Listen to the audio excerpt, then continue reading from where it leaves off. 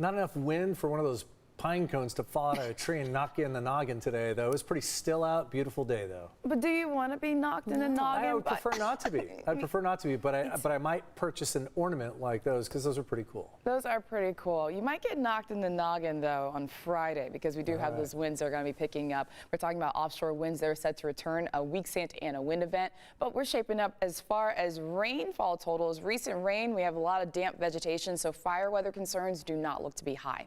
Taking a look at how we shaped up for today, though, we were cooler than usual when it came to the overnight lows and it came to daytime high. 62 degrees, about 4 degrees below seasonal today for downtown, and we're doing pretty well since the start of the water year. So you're looking at more than 2 inches for downtown at the airport. Average for this time of the year is about 1.86 inches, so not too shabby.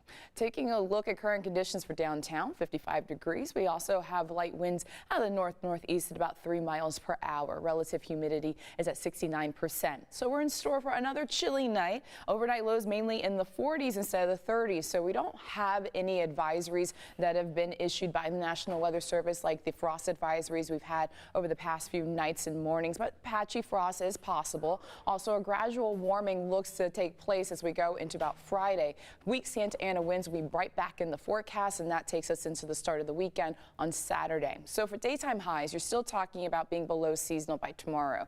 We're looking at 64 degrees for Escondido, 62 degrees for Miramar, the same for downtown, 59 for Encinitas, and you have the 50s as well as the 40s across the mountains. So when you're talking about the Santa Ana wind event, it's actually coming at a time where we just, as we already know, we had the recent rainfall. So a lot of damp vegetation. Now, the area of high pressure will move over the Great Basin. That's going to trigger some weaker winds starting off out of the north by Friday and then shifting more so out of the northeast by about Saturday morning. So it's a weak wind event, gusts up to about 30 to 40 miles per hour. Areas will be strongest, have snow still on the ground, and then also all the damp vegetation because of that recent rainfall. So it's just mainly going to bring our temperatures a little bit warmer. You'll see that on your 8-day by Friday, but not drastically. So mid 60s, that will be the case by Friday for the coast. You're also talking about the upper 60s to low 70s for the inland valleys on Friday in response to those offshore winds. But then we have an area of low pressure that's going to move in, and we'll hardly even notice it. We could have some